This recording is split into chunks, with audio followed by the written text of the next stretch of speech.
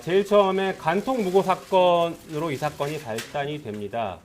윤중천과 내연녀 관계로 알려졌던 분과의 간통 사건이 고소가 돼서 그 부분이 기소가 됐고, 그리고 서초경찰서에서 강간과 무고 사건이 수사가 진행되다가 그 부분이 불기소가 됐습니다. 이 과정에서, 이런 수사를 하는 과정에서 김학의 동영상이라는 게 등장을 해서 세간에 알려지게 된 것입니다. 그래서 김학의 동영상과 관련해서 다시 본격적인 수사가 시작됩니다. 경찰에서는 최초에는 성폭력 범죄와 성접대 혐의까지 염두에 두고 수사를 하다가 결과적으로는 성폭력 사건으로만 송치를 하게 됩니다. 그 사건에 대해서 검찰은 두 차례 걸쳐서 무혐의 처분을 했습니다. 그래서 국민적인 의혹이 상당히 많이 제기됐던 사건이고, 검찰 과거사위원회에서도 그런 의혹을 해소하고자 대상 사건으로 선정해서 조사를 실시했습니다. 조사 결과를 먼저 간략하게 말씀드리도록 하겠습니다. 조사단과 위원회가 조사해서 확인한 바 5가지 의혹이 문제가 됐습니다. 첫 번째가 검찰의 부실 수사, 봐주기 수사 의혹이 있었는지, 두 번째는 검경의 부실 수사의 원인이 무엇인지, 세 번째는 원주별장을 둘러싼 성접대의 진상은 무엇인지, 네 번째, 이른바 김학의 동영상 이외에 추가 동영상 존재 가능성이라는 의혹이 제기됐고, 마지막으로는 성폭력 피해 주장 여성들의 피해가 사실인지 여부에 대한 것입니다. 이 5가지에 대해서 진상조사단의 조사 결과와 위원회의 심의 결과를 하나씩 말씀드리도록 하겠습니다. 첫 번째 의혹입니다. 검찰의 부실 수사, 봐주기 수사 의혹입니다. 크게 4가지 정도의 의혹들이 제기됐고, 이 부분에 대해서 검토를 했습니다. 첫 번째가 경찰 송치된 죄명에 국한된 부실 수사라는 것입니다. 말씀드린 것처럼 경찰은 김학의 관련 수뢰 혐의를 송치하지 않고 성범죄 혐의로만 사건을 송치했습니다. 그러다 보니까 검찰도 송치된 범죄만 가지고 수사를 진행을 했는데, 당시 사안의 중대성과 특히 검찰 내부 고위 그 간부가 연루된 사건에서 원점에서 제기된 의혹을 철저하게 수사했어야 함에도 불구하고, 그런 점을 고려한 원점에서 수사를 했어야 함에도 불구하고 경찰에서 송치한 죄명만 판단을 했다라는 것이 중요한 문제점이라고 봤습니다. 특히 당시 검찰은 경찰이 성범죄만으로 송치한 점을 기화로 해서 경찰이 피해를 당했다라고 판단한 여성들의 피해 진술의 신빙성을 탄핵하는 수사에만 주력을 했습니다.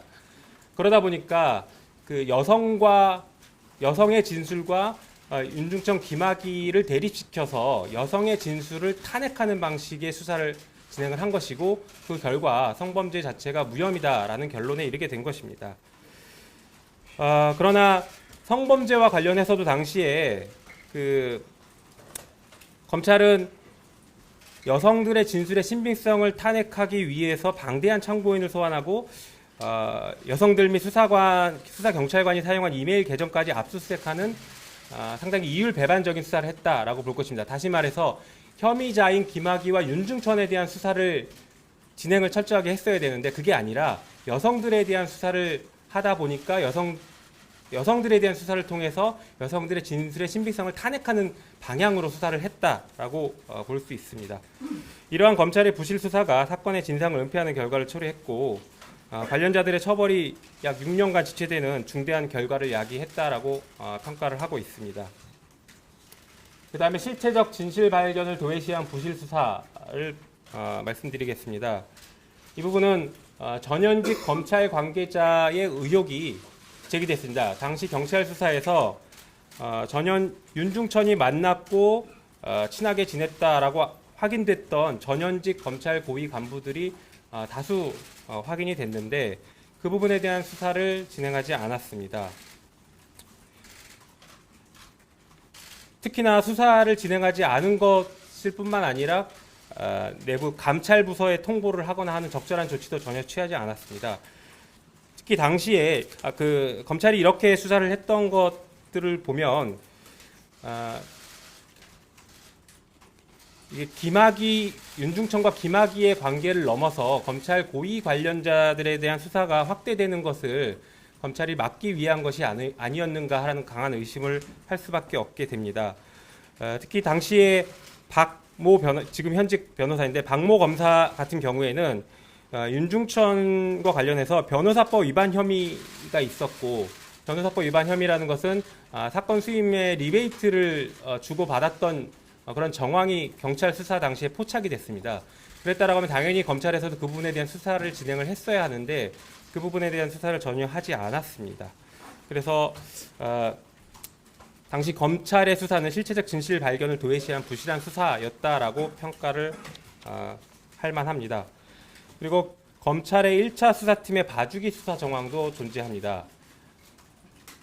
검찰 1차 수사팀은 송치된 윤중천의 개인 비위 혐의와 관련해서 매우 소극적이고 부실하게 수사를 해서 결국에 봐주기 수사를 했습니다. 이러한 봐주기 수사를 통해서 윤중천의 추가 폭로를 막고 혹은 윤중천을 통한 그 검찰 고위 관련자들의 추가 수사를 막기 위한 용도로 활용했던 것이 아닌가라는 강한 의심을 지울 수가 없습니다. 그 다음에 관련 사건에서 검찰권 남용 정황을 볼 수 있습니다.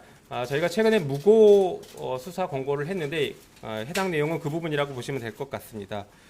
당시 충분히 무고 혐의가 있는, 무고 의심이 강하게 드는 부분에 대해서 검찰은 무고 수사를 진행하지 않고 무혐의 처분을 했던 적이 있어서 이 부분은 검찰권 남용이라고 평가할 수 있다고 할 것입니다. 그래서 위원회는 이 부분과 관련해서 심의를 한 결과 검찰이 수사권과 기소권을 남용한 사례로 판단할 수 있다라고 보고 있습니다. 그래서 당시 검찰 고위 관계자들과 윤중천의 유착 관계로 인한 범죄 의심 사항에 대해서 지금 현 수사단은 철저한 수사를 해줄 필요가 있다라고 보고 있습니다. 검경 부실 수사의 원인, 방금 보신 것처럼 검찰, 경찰의 부실 수사가 있었다라고 저희가 평가를 했는데, 그럼 왜 부실 수사를 했는지 그 원인을 조사를 했습니다. 경찰은 초기에 뇌물 등 부패 범죄 측면을 접근을 했으나 석연치 않은 경위로 방향을 선회해서 성범죄 사건으로만 국한시켰습니다. 경찰이 수뢰 혐의로 송치했다면 검찰이 김학의, 윤중천 수사에서 쉽게 무혐의 결론을 내리기 어려웠을 것입니다. 수뢰죄로 수사 방향을 결론을 내렸다라고 하면 검찰 수사는 윤중천과 김학의와의 그 일종의 싸움, 윤중천 대 김학의의 관계의 수사를 초점을 맞췄을 것이고, 그렇다라고 하면 윤중천과 김학의가 어떻게 만나게 됐고 어떤 일이 있었는지, 그리고 그 당시에 관련 검찰들은 어떤 부적절한 행동들을 했는지, 이런 것들로 수사가 확대될 가능성이 있었었는데 그렇지 못한 게 매우 아쉬운 수사 결과였다고 할 것입니다. 그래서 결국에는 경찰과 검찰 수사에서 영향을 미친 것이 결국에는 청와대라고 의심이 되고 김학의 임명 강행의 배경과도 연관성이 있는 것으로 상당한 의심을 지울 수가 없는 조사 결과였습니다. 이에 위원회는 정권 핵심 관계자들에 대한 현재 철저한 수사를 통해서 혐의자를 엄벌하고 정치 권력과의 유착 관계를 단절시키는 방안들을 논의할 필요가 있다라는 결론을 냈습니다. 원주 별장을 둘러싼 성접대의 진상 부분입니다. 이 부분 아마 관심이 많으실 것 같습니다. 이른바 윤중천의 리스트가 존재하느냐라고 볼 수 있는 부분입니다. 당시 과거 검찰과 경찰의 수사 기록에 의하면 윤중천의 전화번호부, 통화 내역, 명함, 그리고 관련자 진술 등을 통해서 윤중천과 어울렸던 다수 검찰 관계자들이 확인이 됩니다. 그러나 이 부분에 대해서는 전혀 수사가 이루어지지 않았습니다. 단지 동영상에서 확인됐다라고 의혹이 제기됐던 김학의 부분에 대해서만 수사가 집중이 됐습니다.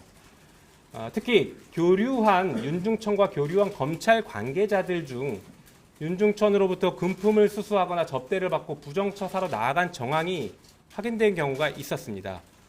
그럼에도 불구하고 이 부분에 대한 수사가 이루어지지 않았다는 것이 당시 수사의 문제점입니다.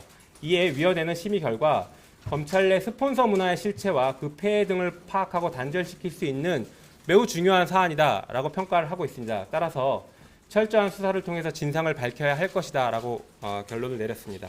네 번째, 이른바 김학의 동영상 이외에 추가 동영상의 존재 가능성 여부입니다. 이게 결국엔 그 윤중천의 리스트와도 연결이 될 수 있을 것 같긴 한데요. 일단 저희가 확인한 바는 이렇습니다.